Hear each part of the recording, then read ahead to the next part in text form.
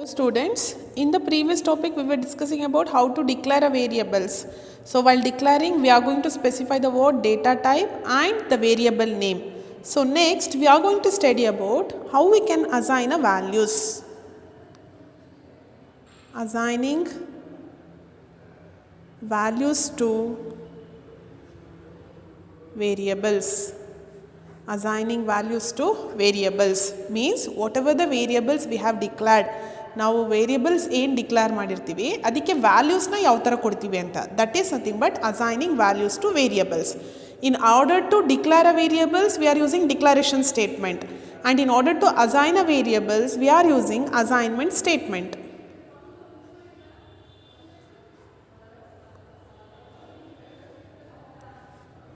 Assignment statement. Values can be assigned to variables using the assignment operator. Using the what? Assignment operator. The assignment operator in C programming is single equals, equal to operator baritive. This is the assignment operator in C programming, and the general syntax for assigning, the general syntax for assignment statement is, the general syntax for assignment statement is variable name. First you have to write a what? Variable name and the assignment operator and the value. Value is nothing but constant. Constant andre illi idu constant value anta alla artha. So constants ಅಂದರೆ 5, 6, 7, 10, 20 ಆ ಥರ ಎಲ್ಲ ಬರೀತಿರಲ್ಲ, that is the value we are giving, or else we can write it as variable name is equal to value. ಅರ್ಥ ಆಯ್ತಾ? ಈಗ for example ಯಾವುದೋ variable X ಅಂತ ಇದೆ ಅಂತ ಅಸ್ಯೂಮ್ ಮಾಡಿ, ಈ ಎಕ್ಸಿಗೆ ನಾನು 5 ಅಂತ ವ್ಯಾಲ್ಯೂ ಕೊಡಬೇಕು. ಅವಾಗ ಯಾವ ಥರ ಬರೀತೀರಾ? Use this general syntax. What is the variable name we have? X. First you have to write a what? Variable name. ಇಲ್ಲಿ ವೇರಿಯಬಲ್ ನೇಮ್ ನಾನು ಯಾವ್ದು ತೊಗೊಂಡಿರೋದು? ಎಕ್ಸ್ ತೊಗೊಂಡಿರೋದು. And then you are writing a assignment operator. What is the value I am assigning? 5, and end with a semicolon.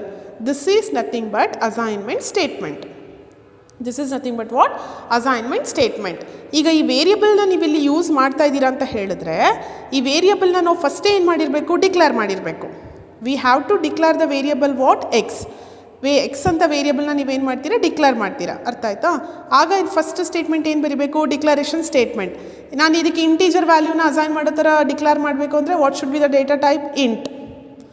Int x ಅಂತ declare ಮಾಡ್ತೀರಾ. What is the variable we are declaring? X. Of which type? Integer type.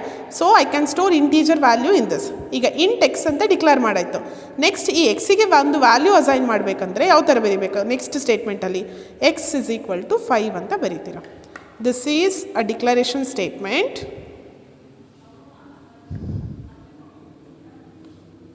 And this is assignment statement. Assignment statement. And ಈಗ ಒಂದು floating point ವೇರಿಯಬಲ್ನ ನಾನು declare ಮಾಡ್ತೀನಿ ಅಂತ assume ಮಾಡಿ, that is float A ಅಂತ. If I declare one floating point variable A, for this variable I can assign a floating point value. ಯಾವ ವ್ಯಾಲ್ಯೂನ assign ಮಾಡ್ತೀರಾ? Floating point value. Floating point value ಅಂದರೆ real numbers.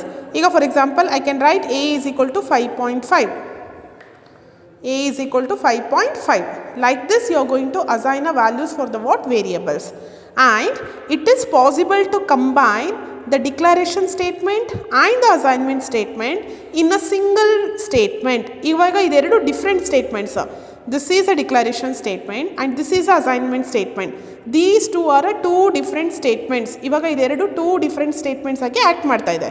But you can combine these two different statements as a single statement. ಈ ಎರಡು different statements ಏನಿದೆ ಅದನ್ನು ನೀವೇನು ಮಾಡ್ಬೋದು? ಸಿಂಗಲ್ ಸ್ಟೇಟ್ಮೆಂಟ್ ಆಗಿ ನೀವೇನು ಮಾಡ್ಬೋದು? ಕನ್ವರ್ಟ್ ಮಾಡ್ಬೋದು. ಸೊ ಸಿಂಗಲ್ ಸ್ಟೇಟ್ಮೆಂಟ್ ಆಗಿ ನೀವು ಯಾವ ಥರ ಕನ್ವರ್ಟ್ ಮಾಡ್ತೀರಾ ಅಂತ ಹೇಳಿದ್ರೆ, at the time of declaration itself, ಈ ಡಿಕ್ಲೇರ್ ಮಾಡ್ತೀರಲ್ಲ ವೇರಿಯಬಲ್, ಆ ವೇರಿಯಬಲ್ನ ಡಿಕ್ಲೇರ್ ಮಾಡಬೇಕಾದ್ರೇ ವ್ಯಾಲ್ಯೂನ ಅಸೈನ್ ಮಾಡ್ತೀರಾ. Like this I can write like this: int X is equal to 5. Declaration ಮಾಡಬೇಕಾದ್ರೆ ವ್ಯಾಲ್ಯೂನ ನೀವೇನು ಮಾಡ್ಬೋದು, ಅಸೈನ್ ಮಾಡ್ಬೋದು.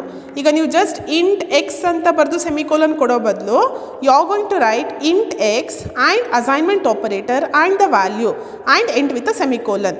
This statement acts as both the declaration statement and the assignment statement. ಇದು ಡಿಕ್ಲಾರೇಷನ್, ಇದು ಅಸೈನ್ಮೆಂಟ್.